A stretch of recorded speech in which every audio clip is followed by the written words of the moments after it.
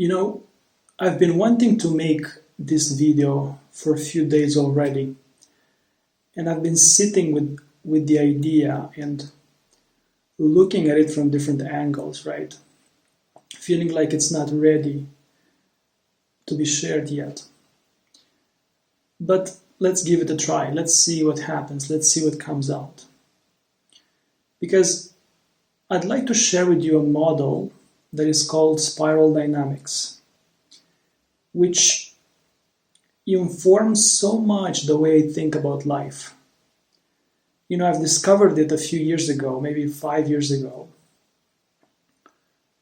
And the more I looked into it, the more useful it became at explaining the world, explaining why people behave in the different ways that they behave, and why societies behave a certain way, why one country has certain values and another country has other values, why over history humans used to be different, used to have other values, and throughout history the values have been changing, the worldviews have been changing of humanity overall.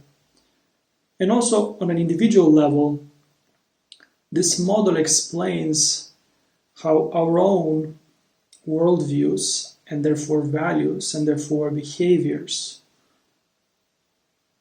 can change, can evolve. And again, how different people seem to have contradicting values and views of life, of the world. So this model, spiral dynamics, has such a huge explanatory power. It really does explain, the politics nowadays. If you look at the geopolitics of the world these days, the whole situation with the US and Russia and Ukraine and Europe, and how their values are clashing left and right, and they have a hard time understanding each other. Something like that is very easily actually explained through the lens of spiral dynamics and how different stages see the world differently and they clash and they have a hard time dealing with each other. And I'm going to get into it a bit later. I'm going to get into more details about the political aspect of it.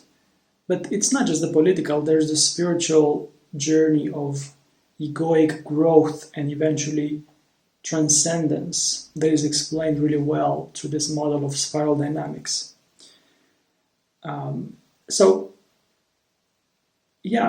It has so much explanatory power that it's a pity that more people don't know about it. So I wanted to make a video and see if I can do it justice, because probably I will not do it justice. It's such a profound model. But I thought I would share at least a little bit and see what comes out. Maybe it's going to be just this one video standalone, or maybe it's going to be a series of videos.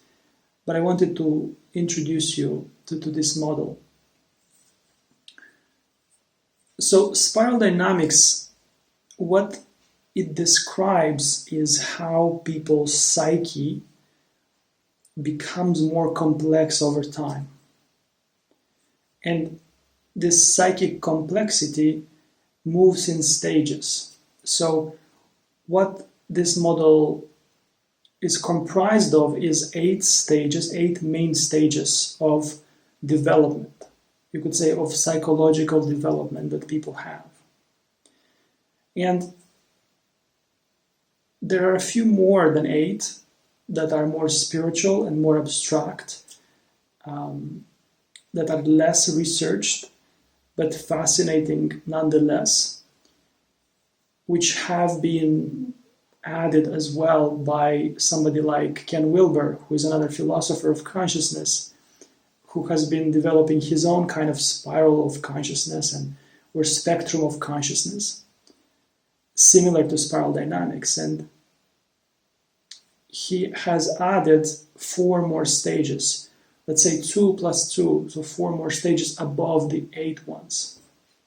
And personally, I like the 8 main stages of spiral dynamics, which I'm going to explain in a second, plus 2 more from Ken Wilber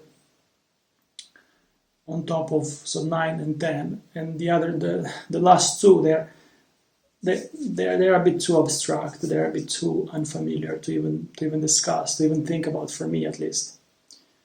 So 8 main stages that describe the growth, the development of a human being, if you will, but really of the psychology of human nature.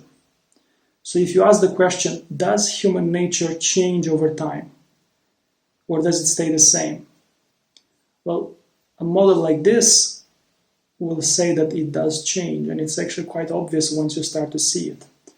That humans from 100 years ago, from 500 years ago, from 2,000 years ago, from 5,000 years ago, however long you think of human history, they weren't the same. They were the same, but not the same. They had a different psychic complexity. Maybe certain individuals were ahead of their time, but en masse, overall, people had a certain level of development that they were exploring at the time, out of these 8. So you could say that history is humanity growing up and just about now moving into adulthood.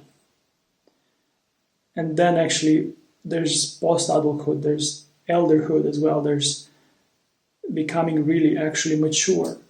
And that's the more spiritual stages of this spiral. So just briefly, I'm going to introduce to you these 8 stages, and then we'll discuss them more in detail, each one of them, and then maybe have a discussion of how these stages show up in the world and interact with each other. So throughout this video, see if you relate to one of the stages more than others. So let's give it a try. So we have 8 stages which begin with survival, tribal, warrior, traditional, modern, postmodern. That's the first 6.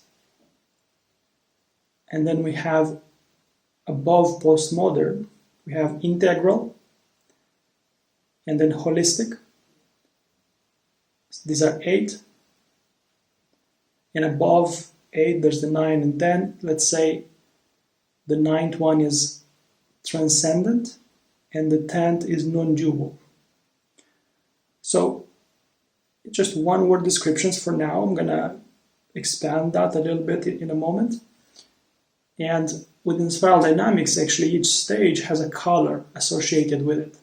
So people use colors to describe these different stages. So I'm going to go through them again.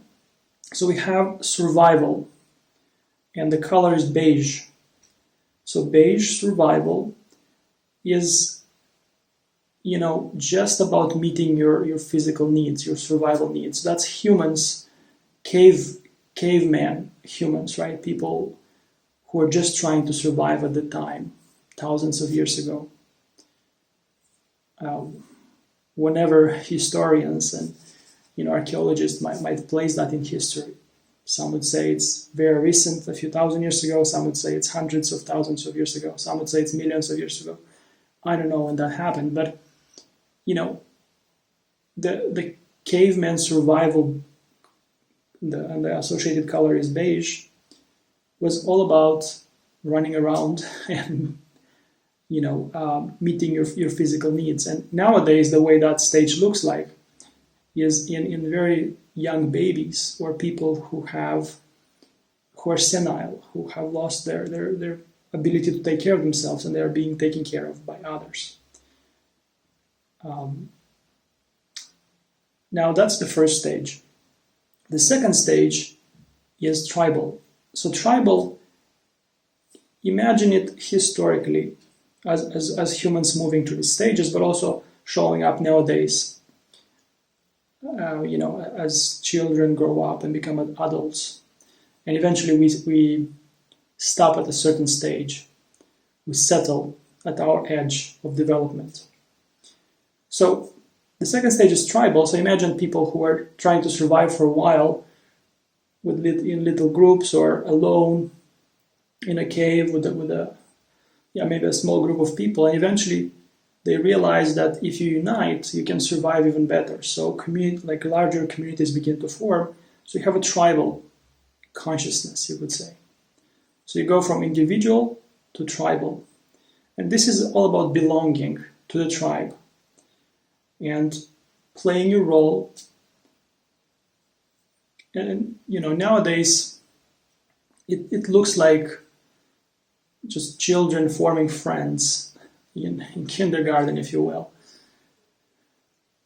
But yeah, it's a very simplistic, belonging-oriented tribal stage of consciousness. Then the third stage is warrior. So the first one, the color was beige. The second one, I think it's purple, the second color of tribal. And then the third color is red, warrior red. Now, this is where humans from the tribe begin to mature beyond their tribe, to become more self-conjured, if you will, or more individualized. That's where ego really begins to show up. And people begin to feel like, whether it's men or women, to feel like,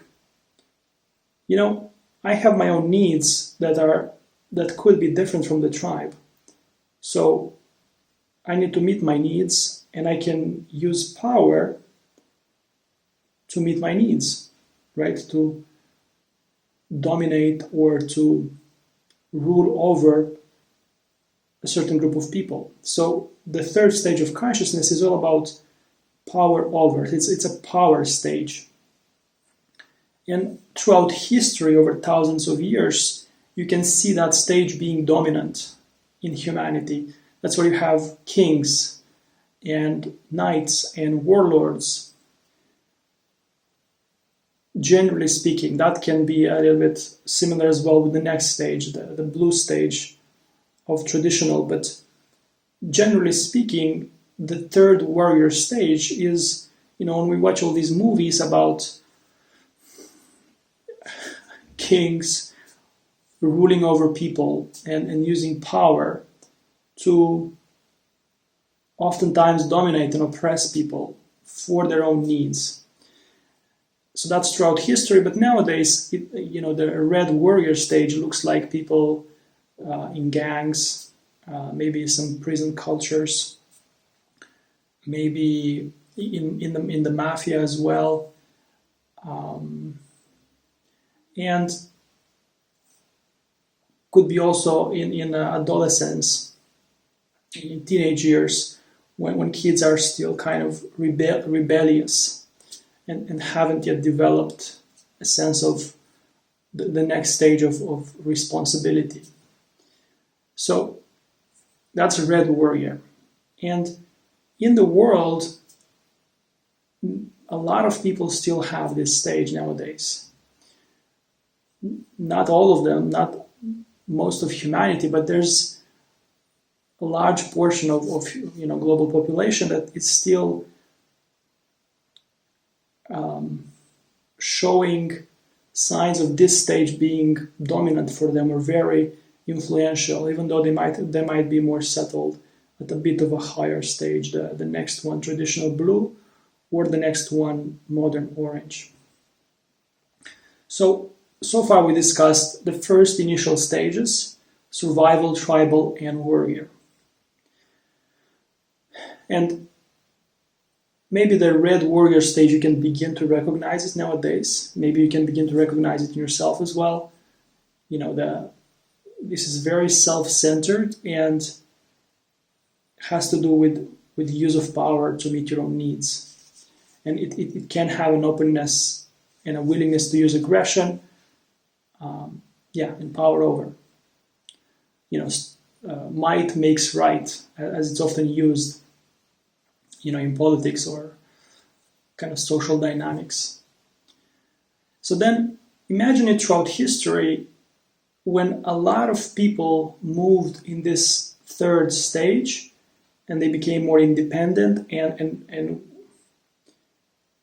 were kind of beginning to individualize enough to feel separate from the group and willing to use power and have their own unique needs. If they are all being so wild and rebellious and, you could say, self-serving, that's not how a society can work well. That's a very chaotic and difficult society to live in. So then the fourth stage, you could say, emerges, which is the stage of order. That's the traditional blue associated with the color blue. So that's where this stage begins to emerge as a stage of, as a civilizing stage, where people begin to realize the value of a unifying truth and begin to create some rules and eventually some laws and eventually some governing institutions. They might begin to orient to a higher power. Maybe at the third stage of warrior, they might have different gods, and they would pray to different gods to meet their needs. Now, at the fourth traditional stage, you could say that that's where religions might become more, would have begun turning more monotheistic, and creating an overarching power and authority from which truth flows. Something like the Ten Commandments that organizes human behavior in a way that is not too wild and chaotic and dysfunctional. So religion begins to take a very important role at this fourth traditional blue stage. Institutions begin to take an important role. Usually there's still a king, or if it's not a king, that's where there could be a leader, but it can have a very autocratic flavor, their way of leading their population. So you could see this blue stage. So this blue stage is a lot about civilizing society and creating stability actually for the next stages to even be considered and emerge and be discovered, you could say.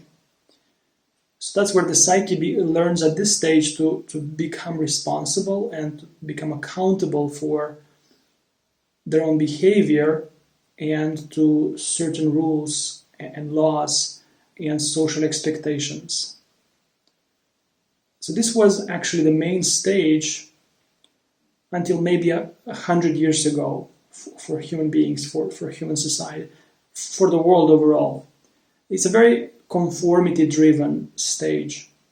And it's only about 100 years ago, you could say that it's 500 years ago that the next stage began to emerge in some people, the next stage of modern, rational, scientific. So beyond traditional, the following stage is orange. I would call it modern, rational. And you could say that stage began to emerge in certain people around the period of enlightenment in the 1500s, 1600s, 1700s, and so on.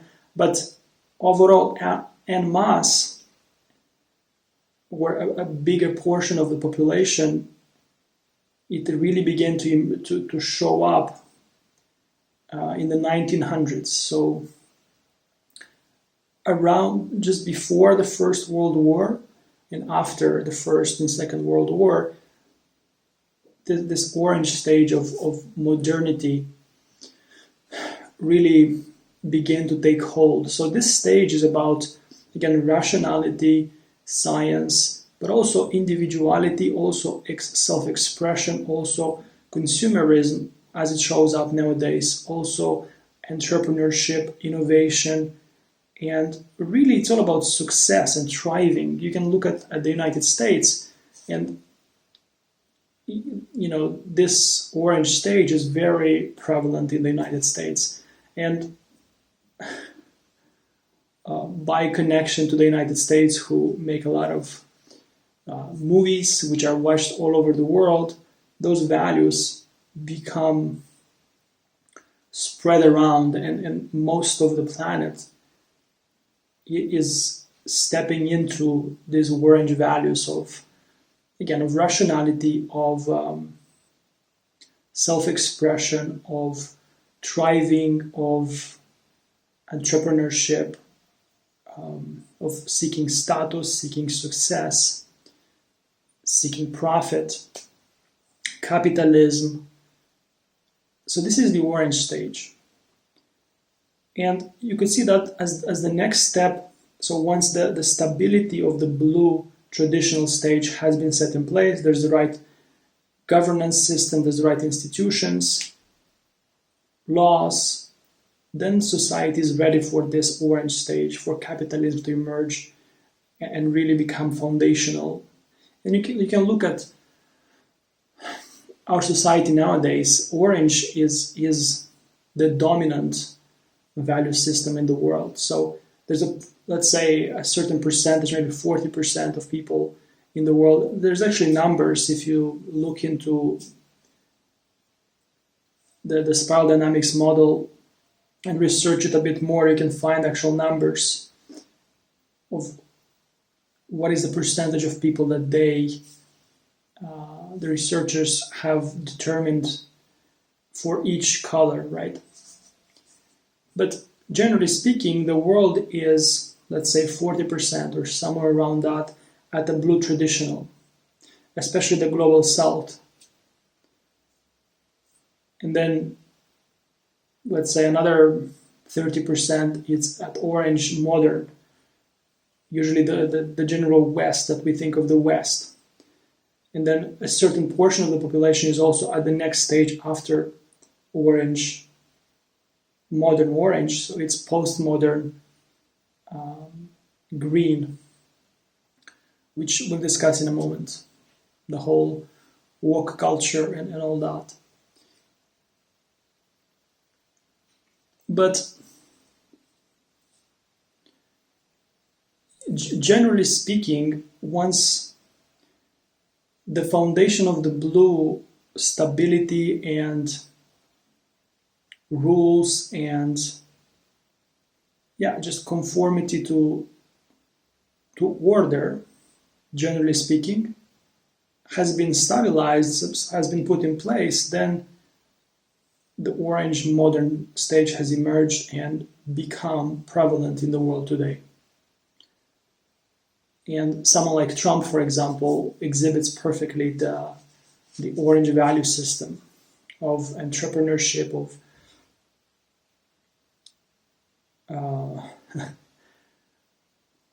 putting oneself first and success and making deals and so on. We'll discuss that maybe a bit more later.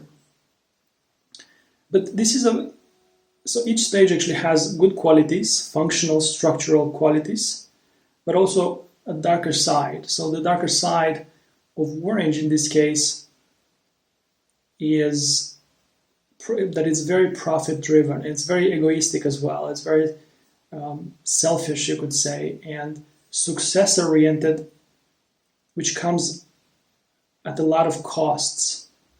In this case, you have a lot of companies and businesses, the whole capitalistic framework, which seeks a lot of profit. It also can abuse employees and dismiss their needs in some cases, or yeah, just not care much about their employees, not care much about the environment, not care much about inclusivity, not care much about actually making a difference in the world and actually solving some problems. So it's still not the best stage, you could say, the whole orange modern value system. You could say it's better than just the blue conformity stage. It's the step ahead, but it's not the end of human evolution. So orange emerges once it begins to see the shortcomings of, not orange, green emerges once it begins to see the shortcomings of orange. So it's almost reactive. It's not necessarily reactive. It's the next step forward in the psyche or the psychology of humanity, or of people individually and humanity overall, who are ready for that opening up to include more subtle variables like feelings, like the inner life, and for example becomes the green value system, which is the postmodern, you could say, value system, which is all about justice and activism and environmentalism and inclusivity and equality and humanism. And it also has a relativistic side of there's no ultimate truth. Everybody has their own truth. So, but overall, green is the next more humanizing stage. It kind of humanizes the orange modern, capitalistic, individualistic, and profit, success, status driven values of the orange modern stage, right? So green sits on top of orange and says, look, those things make sense, but let's use business for a mission, for example, not just for profit. Let's care about employees. Let's care about the environment. Let's actually solve problems in the world. So the green stage is all about humanizing and humanism and inclusivity. And that's where you begin to see values like the woke values that are criticized by the orange stage nowadays. You see that in America, for example, where the Trump administration is very much against the quote-unquote woke. And they don't recognize it as the next stage of evolution. They think it's actually a devolution. They think it's limiting free speech. But really, green is not limiting free speech. It's actually blue, the autocratic blue, the shadow side of blue that would have limited free speech and concentrated power in an autocratic way. Green is actually still limiting free speech, but in the right direction. It's just refining free speech. It's saying, hey, you're free, but you're not free to hurt other people. That's not what freedom looks like. So green refines freedom of speech and says, let's not hurt each other in our speech. Let's be compassionate and empathic as well. So, but orange sees the values of green, and you could say the censoring of green as limiting them, which makes sense. That's how it feels, but they don't realize that it's a limitation that moves people forward, not backward. So anyway, that's with free speech. But you can see this tension nowadays, for example, in the US, where the current administration is fighting against these values of inclusivity, like racial inclusivity, like the inclusivity or gender inclusivity, or the LGBTQ plus inclusivity, and also inclusivity of historical harm that has been done to colonialism. And I mean, green is a stage that begins to value feelings and therefore value empathy and therefore value humanity. So it's a more introspective stage than orange. Orange hasn't yet become introspective. It's not quite there yet. The psychology of orange is not quite there yet to embrace their own feelings and inner life to the degree where they begin to value them and also value them in others, and therefore open them up to empathy and again inclusivity and so on. So green is a beautiful stage. It can be very socialistic as well in how it's implemented in a society. But it also has a shadow. It can lead to, because the shadow of green is that it can become very righteous and reactive because it feels the pain in themselves. So green people at this stage, who are dominantly at this stage, were generally at one stage, anchored at one stage, but usually still integrated the previous one and opening up to the one above. So people who are settled at green, or maybe opening to green, they can be very reactive because they really feel and value their own pain, and they hate it when they see other people being treated unjustly. So they can be very reactive. So the stage is quite reactive as well, and it can lead to a cancel culture and a lot of righteousness and a lot of eagerness and impatience and almost wanting to force change upon people. And green doesn't really understand, like, how can you be so orange? Like, how can you be so profit driven and like almost inhuman, right? Or how can you be so small-minded, quote unquote small-minded and limited in your worldview as a blue person settled at blue? They're not small-minded, but people at blue are working with that structure. They're working with becoming more responsible and accountable and disciplined and oriented towards certain truths that they can live by. So that's the structure they are working with. They're not ready for these higher structures yet. But someone at green, because they don't yet see these structures, they just see people behaving weirdly. It's only the stage after green, the yellow stage, integral, that actually begins to recognize all these stages. Be like, oh, this person is actually at blue, working with blue now, right now. Oh, this person is at orange. Like, oh, this country is at orange. So yellow begins to have compassion. It's not as reactive.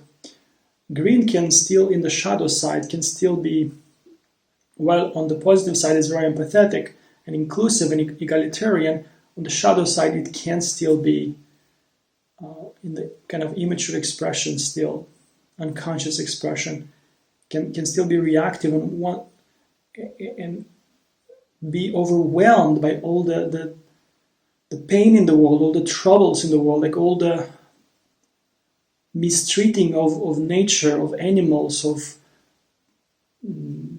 minorities, of different races. And so green can still feel reactive. But overall, it's a beautiful stage that becomes very humanitarian, becomes very humane. So it's a huge step forward from orange up. And a lot of, for example, Scandinavian countries are mostly at green.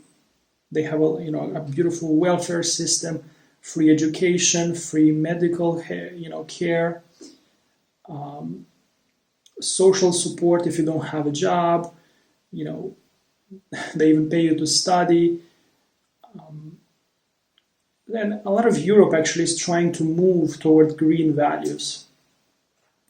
While the US, while still exploring, opening up to the green values, is quite stuck still in Orange, still working with Orange, integrating Orange. Is very capitalistic in that sense. And now the right-wing electorate has chosen someone like Trump, who is rebelling again, acting out against the green movements in the US and firing everybody who's showing interest in this green woke, quote unquote, woke values. As Elon Musk calls it, the woke mind virus, which I don't know, very weird guy. Very weird actually, Elon Musk. I used to think he was a bit more developed than he actually is behaving these days. But yeah, so the US is very orange right now, behaving very orange, especially with this administration. Canada is more green. There's a lot more inclusivity in Canada, from what I understand, from what I see. For example, the Scandinavian countries can be more green, they're more socialistic in this way, so they have a more social democracy versus a more capitalistic democracy in the US. And some European countries are kind of exploring green as well. Now, I don't know the exact percentages, but let's just imagine that 40% of the global population is blue, traditional. Traditional really means, again, that it's people who are traditional. They value religion very much, usually fundamentalistic religion, that's blue, right? Fundamentalistic religion, they value family, they value clear roles, men are men, women are women. So they value pragmatism and practicality and having a job and,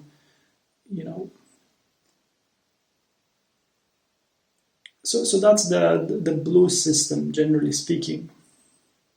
And they tend to be very right-wing in their voting choices.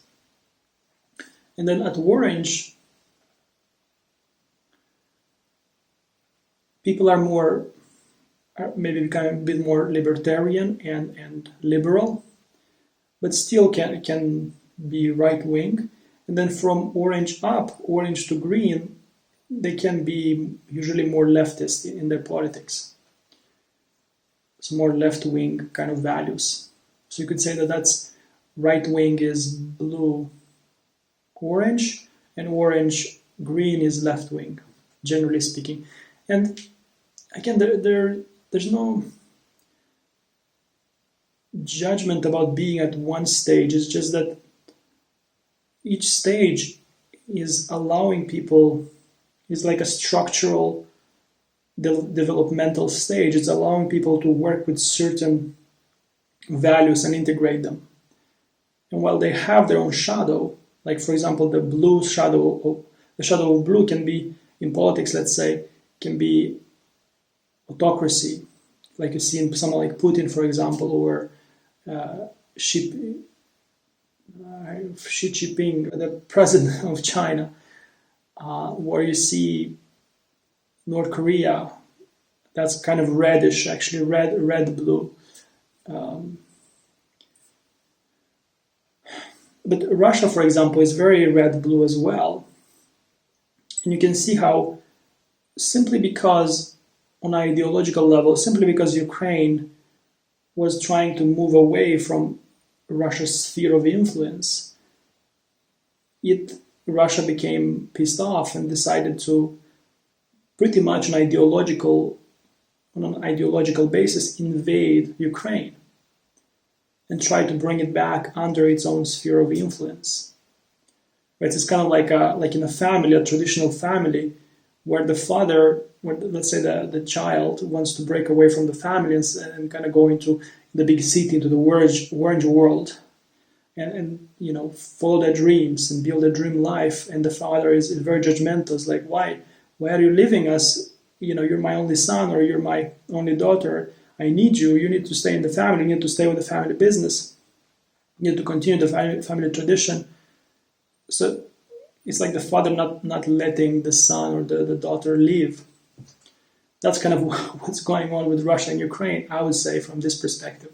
They're trying to move toward European values because, let's say, Ukraine has matured out of blue, and Russia tries to use power and force to bring them back. And because it doesn't understand that Ukraine has matured beyond, kind of like a son, right?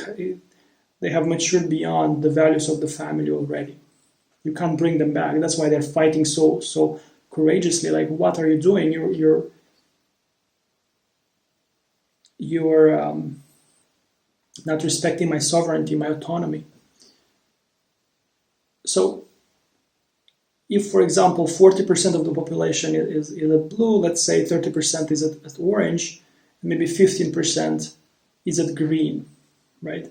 So now in the world, you see a lot of these conflicts are happening because different countries and different people, and even within the same country, different parties, left and right, are pulling in their own direction, are pulling toward their own values. Like even now in Germany, there were the elections, and you can see how a lot of the right-wing conservatives have pulled in their direction, and they have won. So the left has, quote-unquote, lost. And of course, they have to make a coalition and so on. But yeah. So as you can see, this explains quite well the dynamics, the kind of geopolitical dynamics, but also the social dynamics with us and like our own values and the values in our own families and with friends and fathers and brothers and sisters and so on. They may have different values and those can clash, or colleagues and so on, and different opinions on YouTube, people sharing, because the same topic can be addressed from different stages. Someone can speak about religion, let's say, from blue or from orange or from green or from integral yellow or even from above that. So the same topic, basically, the same situation can be looked at from these different stages, and it will be seen differently, right? Because that person has a certain psychic complexity, and it doesn't understand maybe a more complex view that the next stage has. So these are, let's say, the first 6 stages, which is actually called the first tier. And the stage after that, yellow integral, is the second tier. And that's the stage which actually, that's the stage that is all about understanding the systemic nature of the world and seeing the different parts, the moving parts of the world, and within themselves as well, within their own psychology. So it's a very systemic view of the world. And it actually begins to see the different stages of development as well. So yellow sees the complexity of things. And it's no longer absolutistic, it's more flexible and adaptable. So the stages below yellow, so green, postmodern, or orange modern, or blue traditional, those stages, because they don't understand that other people can be other stages, they think their view is right. So they are absolutistic in their view. That's why they fight with everybody else. They fight with stages above them because they don't understand them, and they judge the stages below them as being, just being undeveloped or being just wild and, you could say, just underdeveloped. And only at yellow integral that we begin to have this more complex view of reality and develop some compassion and some adaptability and flexibility. And compared to green, at yellow, we don't judge people for not being able to see things in a more complete way. And we try to understand them that this is where they are.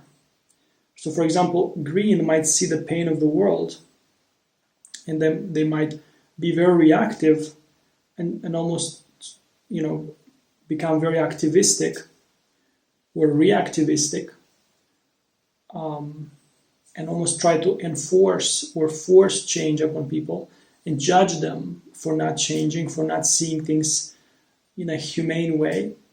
While yellow, while still having similar feelings, they might have more understanding and more compassion and understand that things may take time to change. And, sometimes systems have to change for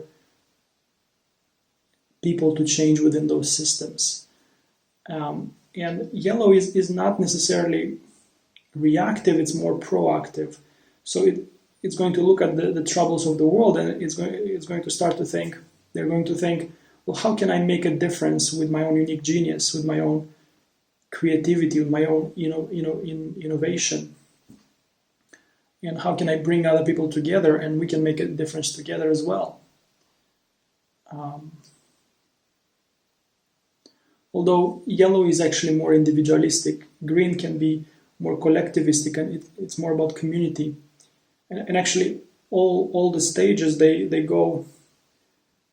alternate. So the first stage, survival, was still individualistic, then tribal was collective, and then warrior was individualistic, and then blue was more collective and conformity driven, and then orange more individualistic, and then green collective, and then yellow again individualistic, and then turquoise, which is the one above yellow, integral. Turquoise is the holistic stage above integral. That's where things become a bit more, again, collectivistic as well, or more inclusive and community driven, you could say. That's the holistic stage, and that's a beautiful, actually spiritual, very, very spiritually oriented stage. And of course, all these other stages have spirituality, it's just that it looks a bit different. So, for example, at blue, religion is very fundamentalistic. At orange, religion is actually more cultural. Like they say, I'm culturally Christian, culturally Jewish, and so on. Where a lot of atheists are actually people who are at the orange stage of development, where they focus a lot on rationality and science and finding truth in that way. And then at green, spirituality looks like can look like New Age, different movements in New Age. I don't think New Age is bad per se, but it's just it can look like different movements within the New Age kind of development, like a lot of channeled materials or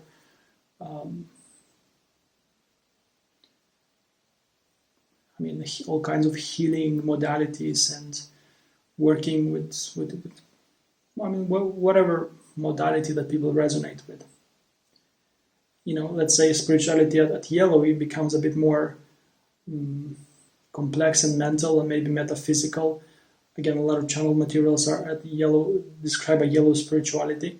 There's focus on the soul, on manifesting. Also, green is actually focused a lot on manifesting your dream life and so on. Orange as well has some of that flavor, or a lot of it actually, the manifesting thing, law of attraction and so on. But at yellow, for example, integral, spirituality looks like a lot of big picture metaphysical descriptions of reality. Makes me think of people like Hegel. Not that I'm an expert in Hegel, but how they try to form a big picture kind of metaphysical description, or people like Rudolf Steiner, who again try to kind of bridge spirituality with religion. So it becomes more complex and more big picture, the kind of spirituality at yellow. And then if we go further into holistic turquoise, that's the stage where, so if yellow sees the parts, sees the systems, so the difference between integral yellow and turquoise holistic is almost like, if yellow sees the parts, Turquoise, holistic, sees the whole, sees the organism. So yellow might look at the human body, for example, and see the different systems of the body, the nervous system, the circulation system, the muscular system, and try to integrate them, try to see how they work together. Turquoise, holistic, will see the whole body. So it's the same with life. If we take that analogy, yellow will try to think about the world, integral yellow, and see the different parts, and for example, see that there's so many crises in the world, and they will say, well, we have this huge poly-crisis, we have the environment, we have social injustice, we have all these things, we have wars, we have, all kinds of different crises. So how do we solve them and kind of become overwhelmed? That's yellow, because it sees the parts and tries to integrate them. Turquoise recognizes the parts as part of life's intelligence, as part of life's flow. So turquoise recognizes the context, the unified context in which everything else kind of exists. So that's what turquoise is about. It's where a real spiritual awakening starts to happen, and we wake up to the fact that all of this is actually the play of the divine, or is happening within the mind of God. For example, that's one way to see it, but it's waking up to the spiritual context we already exist in. So this overwhelm with the complexity, recognize that at yellow begins to relax and be surrendered to the flow. Because at turquoise, a lot of things are happening, a lot of recognitions are happening at turquoise, but simply speaking, we discover the divine, but we also discover the ego. We really begin to recognize that there is an ego that is influencing us. And we thought we were the ego, and there's actually a space, a dimension, a consciousness beyond the ego in us. And at yellow, it was the seemingly separate ego that was freaking out. And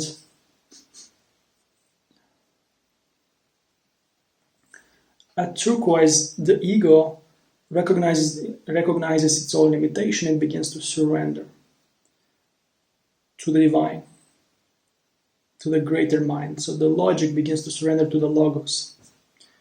So that's turquoise. In a nutshell, of course, big picture speaking, there's three major recognitions, I would say, at turquoise, because our perception expands three recognitions. It expands from thinking that there's only the planet that we live on that hosts life and so on, and our perception expands to the cosmos, and we recognize that actually there could be life on other planets as well, life on other planets. So we might entertain the possibility of extraterrestrial, the validity of extraterrestrial life and their influence on this planet as well. Also throughout history, who knows? So our perception expands from just the planet to the cosmos. That's one expansion. The second expansion is from just the physical reality to the non-physical reality as well, different dimensions of the divine. You could say the astral reality, the reality that people describe in NDEs, near-death experiences, where the soul goes out of the body, and what happens on the other side, and the different dimensions of spirit, of consciousness, you could say. So that's another expansion at turquoise. And a third expansion at turquoise could be, again, from ego to the divine. So from planet to cosmos, from physical to non-physical as well, and from ego to the divine, to the Tao, to God, as being the real doer. And that's where the real mystical process of egoic dissolution happens. which is actually described by the next two stages after turquoise, which is indigo and violet. These are the two colors that I resonate with from Ken Wilber's colors. He has added 4 more on top of the 8 of the spiral dynamics, you could say. So he added indigo, violet, and then ultraviolet and clear light. Those upper two, personally, I don't think much of them. They might be something like avatar-like stages, but for us more kind of general humans overall who are looking to live a better life and maybe become spiritually liberated or enlightened in this sense, these upper stages, from turquoise, we begin to recognize the ego, and then at indigo, we begin to transcend the ego and undo the ego. People like Eckhart Tolle teach at this level, or Adyashanti, or Byron Katie, or Krishnamurti, or Osho. People teach at this like indigo level of ego dissolution, ego recognition and dissolution. And then the 10th stage is the non-dual stage, where the ego dies completely, dissolves completely, and just life remains. And that's the non-dual stage where there's no more subject-object separation. There's no more I, there's only life, you could say. And there are some non-dual speakers nowadays that talk describe life from this stage, people like Tony Parsons or Jim Newman or Andreas Mueller. You can find them on YouTube. But of course, while they describe life from that stage, similar descriptions were given by people, sages and mystics throughout the ages as well, from different religions, describing this non-dual reality, this post-ego reality. And actually, so these are the 10 stages in a nutshell that I've just described for you. And you could also say that these are stages of egoic development. So ego begins to develop at around red. It becomes very empowered at around orange, and then green and yellow. And then from turquoise up, it begins to transcend, outgrow itself into the divine. So because it recognizes its own limitations, and it gives way to the Tao, to the divine. That's where surrender begins to make a lot of sense.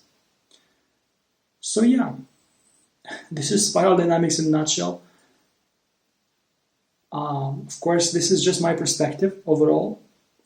If you'd like to explore this model in more detail, there's a lot of YouTube videos as well. There's books on the topic, so just write spiral dynamics and you'll find many different materials. But generally speaking, it's a very useful model that explains our own development and a lot of the social dynamics in the world as well, throughout history, but also in politics. So, hope this was useful to you, and yeah, let me know if you found this valuable. Actually, I'll see you in another video.